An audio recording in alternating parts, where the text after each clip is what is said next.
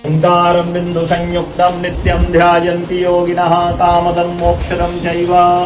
ओंकाराय नमो नमः। कावेरिका नर्मदयो पवित्रे समागमे सज्जन कारणाय सदैव मां धात्रिपुरे वसन्तम्। ओंकार ईशं शिवमेकमीडे बोलो ओंकारेश्वर भगवान की जय। जय हिंद दोस्तों, welcome and welcome back to my YouTube channel dream to wonder. तो आज मैं आप लोगों को ओमकारेश्वर मंदिर के दर्शन कराने लेके चलता हूँ। ओमकारेश्वर बेसिकली मध्य प्रदेश में स्थित दूसरा ज्योतिर्लिंग है जो कि महादेव को समर्पित है। महादेव का ज्योतिर्लिंग है। यहाँ पहुँचने के लिए आपको बहुत ही आसान है। आप इंदौर आ सकते हैं। इंदौर में एयरपोर्ट भी है, रेलवे स्टेशन भी है और वहाँ से बस या टैक्सी लेके आप ओमकारेश्वर आ सकते हैं। यहाँ से अगर आप बात करें जिस डिस्ट्रिक्ट में ओमकारेश्वर मंदिर स्थित है, खंडवा, वहाँ भी रेलवे स्टेशन है, लेकिन वो आपको लगभग इंदौर जितना ही पड़ता है। इंदौर आपकी कनेक्टिविटी फास्ट है, इंदौर आप आ सकते हैं। या फिर कुछ लोग ऐसा भी करते हैं जो महाकाल से यानी कि उज्जैन से डायरेक्ट दर्शन करने यहाँ आते हैं। ओमकारेश्वर पहुँच के आप माँ नर्मदा में डुबकी लगाइए, अपने आप को शुद्ध कीजिए और महादेव के दर्शन के लिए निकल सकते हैं। यहाँ पे इस वीडियो में मैं आपको सारी चीज़ें डिटेल में बताऊँगा, कहाँ रहें, कैसे आएँ, क्या खाएँ और कैसे दर्शन करने का क्या सही तरीका है। यहाँ पे एक्चुअली बोला जाता है कि जो शिवलिंग भी है वो दो पार्ट में है, दो शिवलिंग यहाँ पे बताए जाते हैं।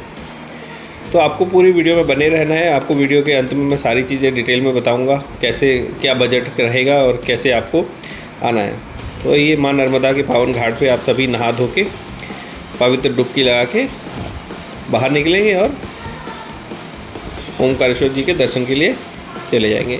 ये दोनों साइड आपको दुकानें मिलेंगी। यहाँ पे अभी सुबह का समय है, तो आप जैसे समय में नीचे मोबाइल में देख रहे होंगे 5:45 हो रहा है, तो अर्ली मॉर्निंग का समय है। दुकानें अभी खुली नहीं है। ये दोनों साइड प्रसाद की और फूलमाला की दुकानें लगी हुई हैं।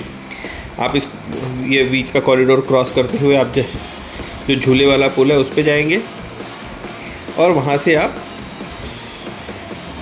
ओमकारेश्वर के दर्शन के लिए जो मंदिर है वहाँ पे जाएंगे। बेसिकली ये जो ओमकारेश्वर मंदिर है ये ओम पर्वत पर बसा हुआ है। ये ओम आकृति में पर्वत है और इस पर्वत की जो परिक्रमा है लगभग 7 किलोमीटर की है और वो भी ओम आकृति में ही है। ये ओम पर्वत जो है एक टापू की तरह है। माँ नर्मदा जो है इसको पूरे चारों तरफ से कवर कर रखी हैं।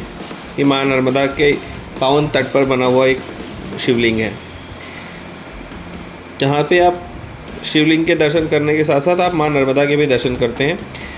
बाकी मंदिरों में क्या है, जैसे ओमकार महाकालेश्वर में सिप्रा नदी थोड़ी दूरी पर है, बाबा बैद्यनाथ में भी थोड़ी दूरी पर, लेकिन माँ नर्मदा ही एक ऐसी नदी है जो कि शिव जी के एकदम निकट है। और ऐसा बोला जाता है कि माँ नर्मदा जो है शिव जी के पसीने से हुई है, शिव जी की बेटी है। तो आइए आगे बढ़ते हैं और हम आप लोगों को मंदिर की तरफ लेके चलते हैं। ये मंदिर बेसिकली जो राम के पूर्वज थे महर्षि मानधाता, उन्होंने बनाया था। उन्होंने यहाँ पे शिव जी की तपस्या की थी, तो शिव जी यहाँ पर स्वयंभू प्रकट हुए थे। ये शिव लिंग जो है स्थापित किया हुआ नहीं है, यह स्वयंभू है, यानी कि अपने आप प्रकट हुआ शिवलिंग। मानधाता जी के बारे में अगर मैं बात करूं तो वो ऐसा बोला जाता है कि वो अपनी माँ के गर्भ से ना पैदा होकर अपने पिता के पेट में से पैदा हुए थे। ऐसा बोला जाता है, कितना सच है कितना नहीं मुझे नहीं पता, बट ऐसा बोला जाता है कि महर्षि मानधाता अपने पिता के उससे पैदा हुए थे। ये मंदिर का कॉरिडोर है। यहाँ पे दोनों साइड एक तरफ से जाने की लाइन है और एक तरफ से आने की लाइन। आप लोग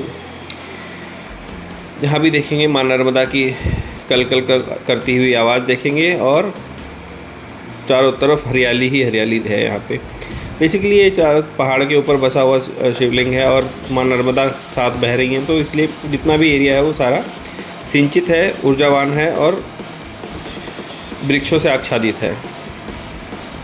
ये सारे जब भी आप देखेंगे, हम जितनी स्पीड से जा रहे हैं, अगर ये दोपहर का टाइम होता है या और किसी विशेष पर्व त्यौहार का टाइम होता तो ये सारा भरा हुआ होता है। यहाँ पे लोग 2-2 घंटे 3-3 घंटे लाइन में लगे रहते। परंतु हमें सौभाग्य प्राप्त हुआ कि हम बहुत आसानी से महादेव के दर्शन कर सकें। महादेव के मंदिर प्रांगण में आपको अलग अलग जगह पे बहुत सारे छोटे छोटे मंदिर और भी मिलेंगे, लाइक गणेश जी का मंदिर, शनिदेव का मंदिर, माता पार्वती का मंदिर, और भी उनके कार्तिकेय या उनके जितने भी अनुयायी हैं उन सब का छोटा छोटा मंदिर आपको जगह जगह देखने को मिलेगा। और मंदिर के आप नक्काशी के बारे में बात करेंगे तो ये बहुत ही पुरानी सभ्यता का मंदिर है और बहुत ही डिज़ाइनर है। जगह जगह आप देखेंगे सारे खंभों पर नक्काशी है, ऊपर छत में नक्काशी, सभी जगह। प्रवेश द्वार पर महादेव के जो प्रिय नंदी है वो आपको मिलेंगे। उसके बाद आप जो है मंदिर प्रांगण में अंदर प्रवेश करेंगे। मंदिर प्रांगण में प्रवेश करते ही आपको नंदी जी से मुलाकात होगी। उसके बाद आप जैसे ही अंदर आएंगे आपको मंदिर थोड़ा सा नीचे जाके है, आपको जब आप बाहर से मंदिर में प्रवेश करेंगे तो थोड़ा सा आपको अपने स्टेप्स का ध्यान रखना है और नीचे जाके मंदिर में महादेव के दर्शन करने हैं और उसके बाद आपको बाहर निकल जाना है।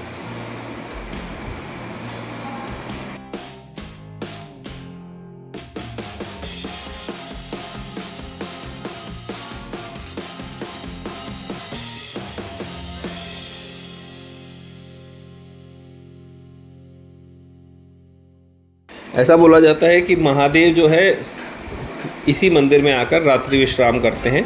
यहाँ पे महादेव के लिए प्रॉपर बेड लगाया जाता है, उनके रात्रि मनोरंजन के लिए चौपर और पासे वगैरह रखे जाते हैं, जिससे कि वो रात को माता के साथ अपना चौपर वगैरह खेलें और उसके बाद विश्राम करके रात को यहाँ विश्राम करें। और सुबह जो है 3 बजे महादेव महाकाल उज्जैन चले जाते हैं और वहाँ पे उनका स्नान होता है और वहीं पे भस्म आरती होती है। तो ये पुराना मंदिर बहुत ही भव्य है। आप लोग कभी जब भी मौका मिले आप लोग ज़रूर आइएगा, महादेव के दर्शन कीजिएगा और माँ नर्मदा के आप पावन जल में अपने पापों को धोइएगा। तो अभी हम बात करते हैं आगे मंदिर के बारे में कैसे पहुँचे। जैसा कि मैंने आप लोगों को बताया कि यहाँ पे आने के लिए आप इंदौर से आ सकते हैं, आप उज्जैन से आ सकते हैं। कनेक्टिविटी बहुत ही अच्छी है। आपको उज्जैन से भी बसेस वगैरह मिल जाएंगी, बस टैक्सी जो भी आप आना चाहें वो उसके थ्रू आ सकते हैं और इंदौर से भी आ सकते हैं।